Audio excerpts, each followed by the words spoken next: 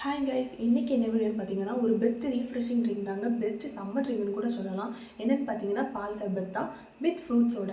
எப்படி பண்ணுறதுன்னு பார்க்கலாமா? இது பண்ணுறதுக்கு ஃபர்ஸ்ட் நான் 2 டேபிள் ஸ்பூன் அளவுக்கு சப்ஜா சீட்ஸை தண்ணியில் ஊற வச்சுட்டேங்க. ஒரு 15 மினிட்ஸ் 10 மினிட்ஸ்லேயே நமக்கு ஊறி கிடச்சிரும்.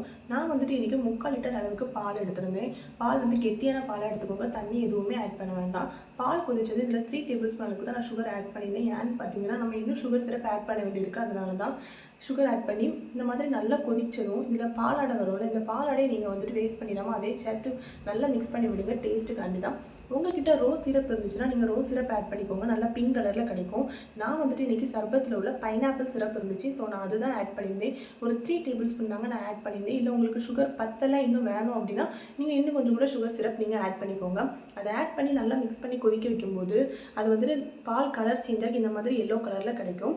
இதை வந்துட்டு நீங்கள் ஆற வச்சு ஃப்ரிட்ஜில் வச்சு கூட நீங்கள் கூல் ட்ரிங்காக கூட சர்வ் பண்ணிக்கலாம். ஆனால் நான் கிட்ஸுக்கெல்லாம் கொடுக்க வேண்டியது அதனால் ஃப்ரிட்ஜிலலாம் வைக்கல. இந்த மாதிரி பால் நல்லா ஆறுனதும் இதில் வந்துட்டு கட் பண்ணி வச்சுருக்க ஃப்ரூட்ஸையும் நட்ஸையும் உள்ள ஆட் பண்ணிக்கோங்க. அப்புறம் சப்ஜா சீட்ஸ் ஊறி வச்சுருந்தோம்ல, ஸோ அதையும் ஆட் பண்ணி நல்லா மிக்ஸ் பண்ணி எடுத்திங்கன்னா டேஸ்டியான பால் சர்பத் ரெடிங்க. ஸ்கூலுக்கு போயிட்டு வர கிட்ஸுக்கு ஈவினிங் டைம் இந்த மாதிரி ட்ரிங்க் கொடுக்குறது அவங்க செம்ம ரீஃப்ரெஷ்ஷாக ஃபீல் பண்ணுவாங்க, நல்லா விரும்பியும் குடிப்பாங்க. இதில் நீங்கள் பாதாம் பிசையும் கூட டேஸ்ட்டுக்காண்டி ஆட் பண்ணிக்கலாம். முந்தின நாள் ஊற வச்சிங்கன்னா அடுத்த நாள் நல்லா ஜெல்லி மாதிரி கிடச்சிடும். ஸோ அதை கூட நீங்கள் ஆட் பண்ணிக்கலாம். ஐஸ் க்யூப்ஸை ஆட் பண்ணிக்கலாம். நான் கிட்ஸுக்கெல்லாம் கொடுக்க வேண்டியதுன்னா அதெல்லாம் ஆட் பண்ணலை. இந்த மாதிரி 2 டப்பாவில் 2 பேருக்கும் ஊற்றி வச்சுருவேன்.